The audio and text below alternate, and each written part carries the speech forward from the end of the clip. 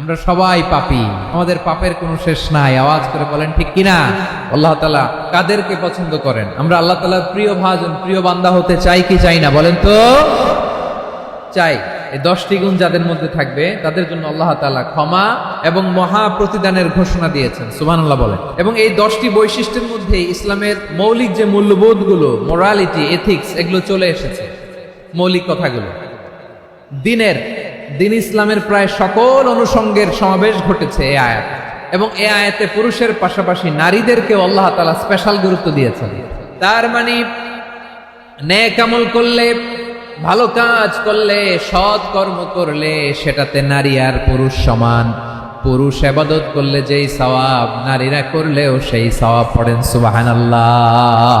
তাহলে যে 10টি বৈশিষ্ট্য আল্লাহ তাআলা পছন্দ করেন যে ইমানদার বান্দাদের মধ্যে থাক, তার 1 নাম্বার হচ্ছে আল্লাহ তাআলা বলছেন ইন্নাল মুসলিমিনা ওয়াল মুসলিমাতি, নিশ্চয়ই মুসলিম পুরুষ এবং নারী, নিশ্চয়ই মুসলিম পুরুষ এবং নারীকে আল্লাহ পছন্দ করেন।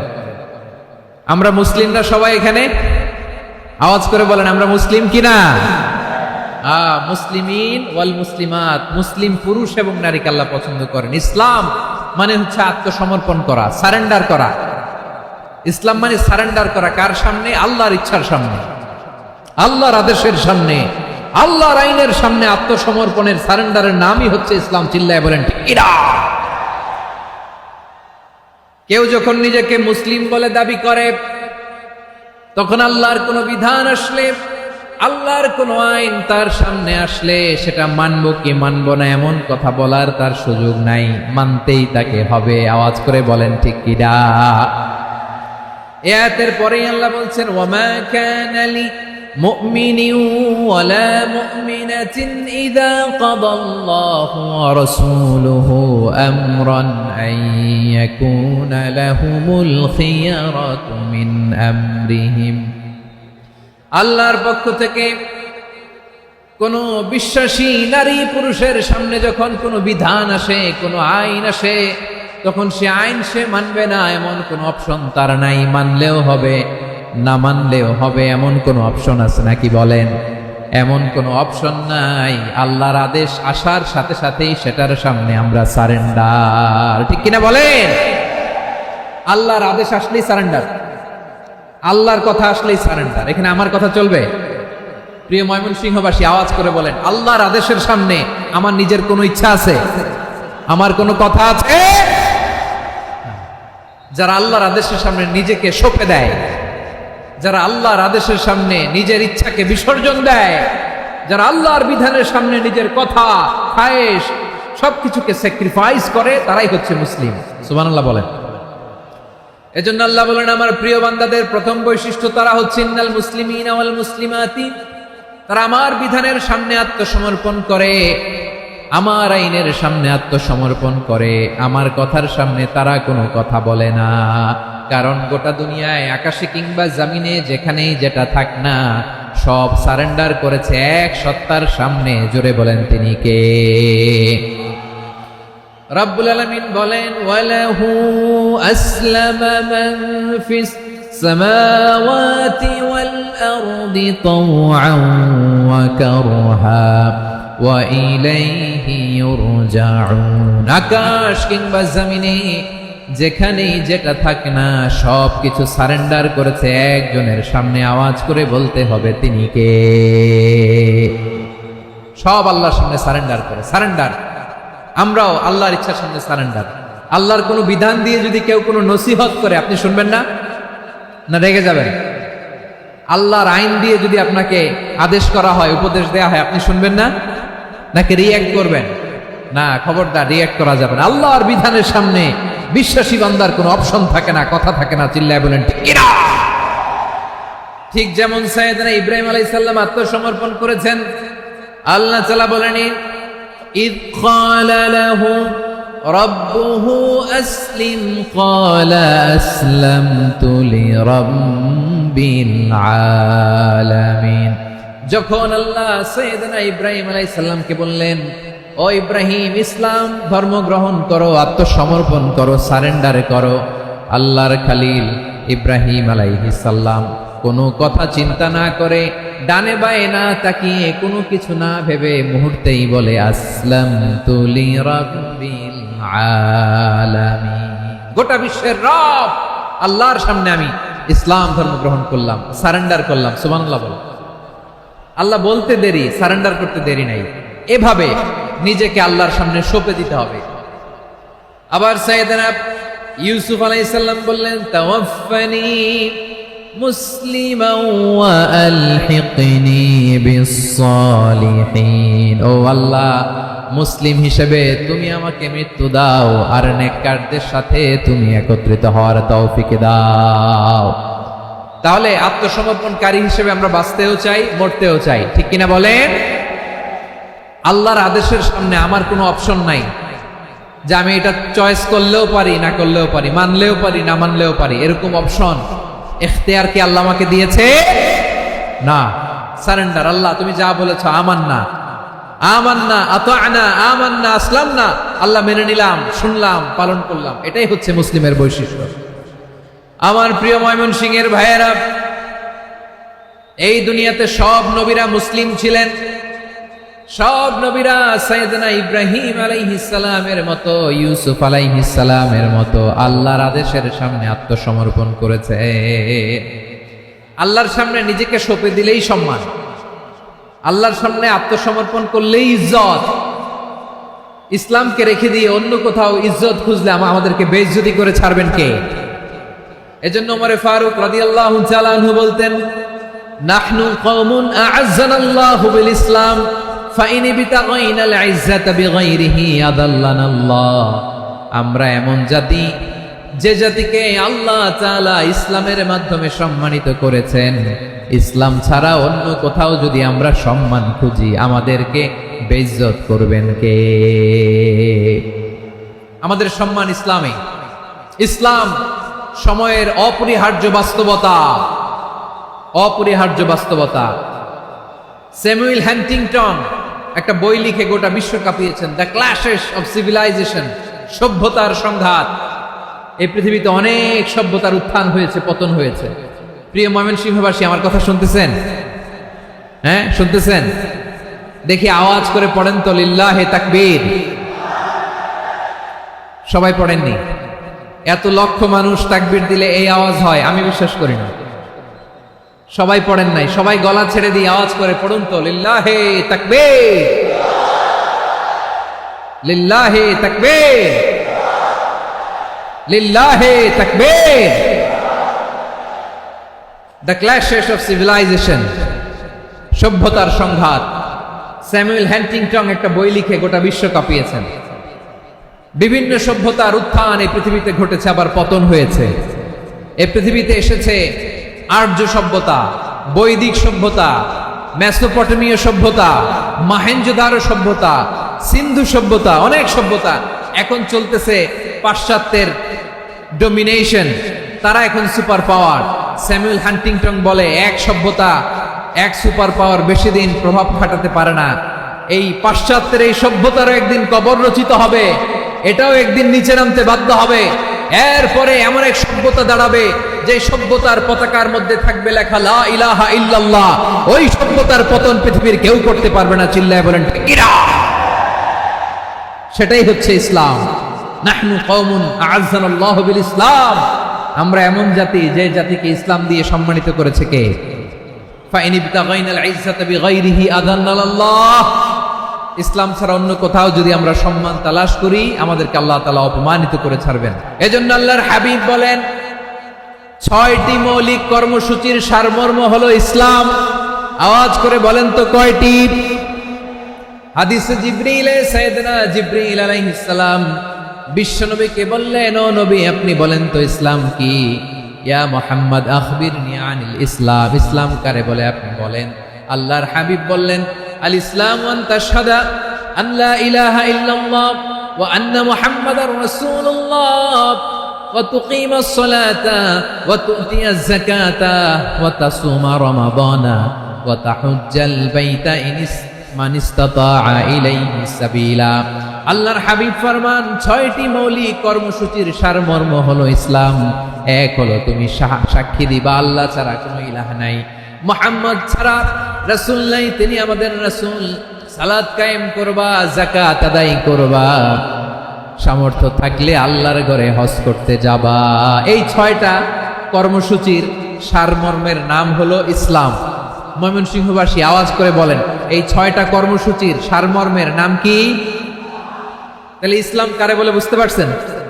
এই যে এখানে কত সুশৃঙ্খল, আমার দিকে তাকায় আছে চাতক পাখির মতো, কি সুশৃঙ্খল। আর এই যে ধাক্কা ধাক্কি করতে করতে, ভাইরা বসে যান, বসে যান, বসে যান, কষ্ট হইলেও বসে যান, অল্প কিছু সময় এরপর বিদায় নিব, বসে যান। তাহলে 10 নম্বরের 1 নম্বর আমরা বুঝে ফেলছি, ইন্নাল মুসলিমিনা ওয়াল মুসলিমাতি।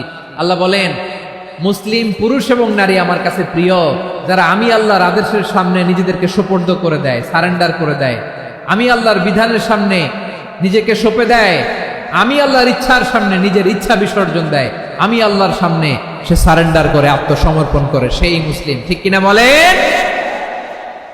তাহলে 1 নম্বর বৈশিষ্ট্য ইন্নাল মুসলিমিনা ওয়াল মুসলিমাতি। এরপরে আল্লাহ বললেন ওয়াল মুমিনিনা ওয়াল মুমিনাতি, বিশ্বাসী নারী এবং পুরুষ, আত্মসমর্পণকারী নারী এবং পুরুষ যেমনি আল্লাহর কাছে প্রিয়, ইমানদার পুরুষ এবং নারীরাও আল্লাহর কাছে প্রিয়। পড়েন সুবহানাল্লাহ।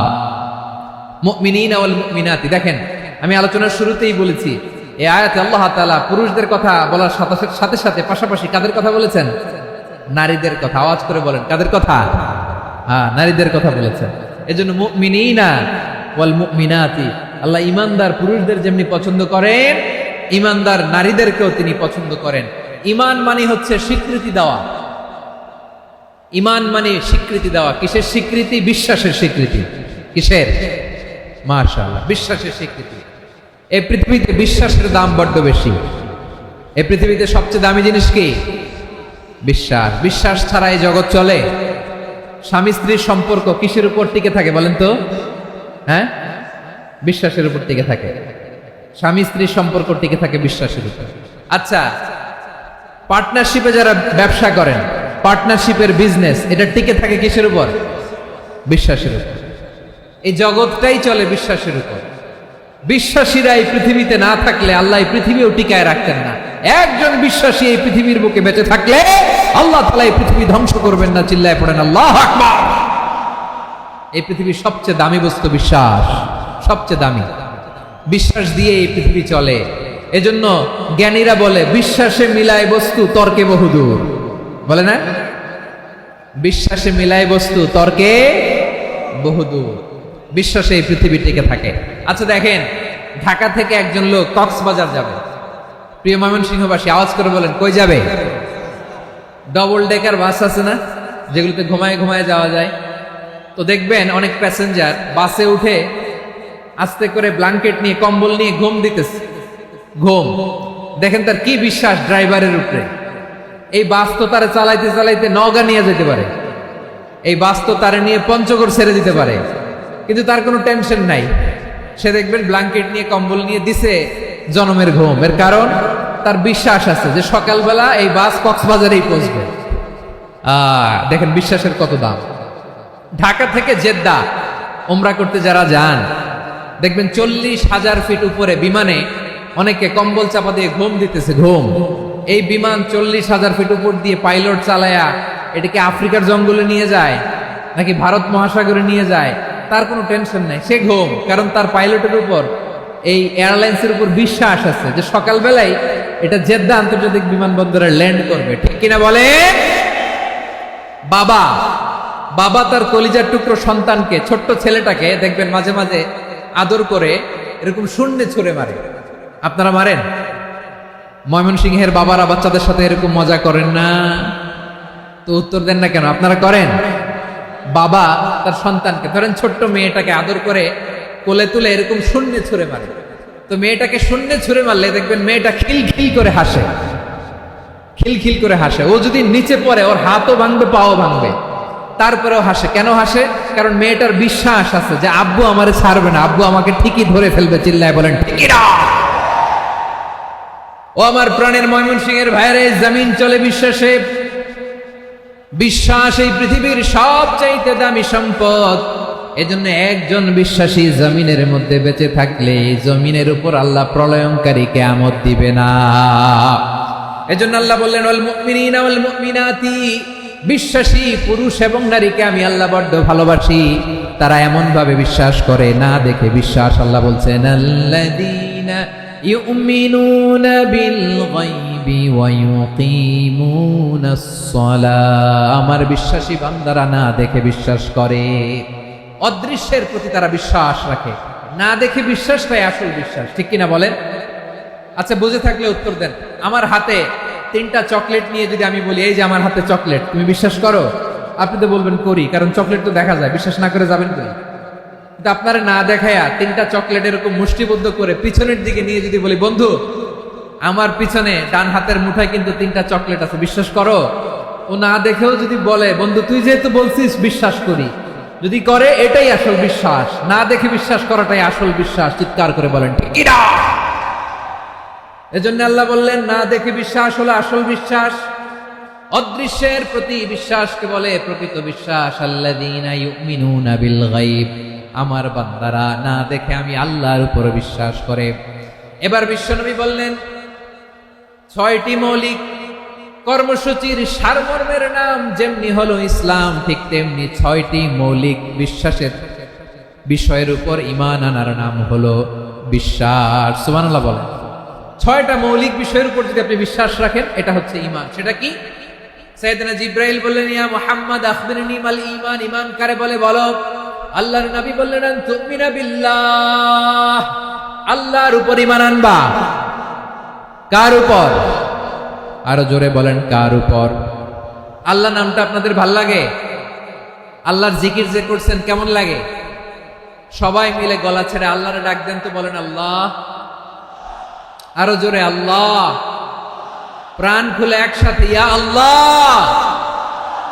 আল্লাহু নাম যতই জপি ততই মধুর লাগে, নামে এত মধু থাকে কে জানি তো আগে। আল্লাহু নাম যতই জপি, ও নাম জপে প্রিয়তম, ও নামে জপে মজনু সম, ওই নামে পাপিয়া গাহে হৃদয় গোলাপে বাগে। আল্লাহু নাম যতই জপি। সুবহানাল্লাহ বলেন। আল্লাহর নাম এত মধুমাখা নাম, এত জাদুমাখা নাম। সব নবীরা এই নামের জিকির করেছেন, সব আল্লাহর ওলিরা এই নামটি জপেছেন। এজন্য এই নাম জপলে হৃদয় শান্ত করে দেয় কে? এজন্য আওয়াজ করে আল্লাহরে আবারও ডেকে বলেন ইয়া আল্লাহ।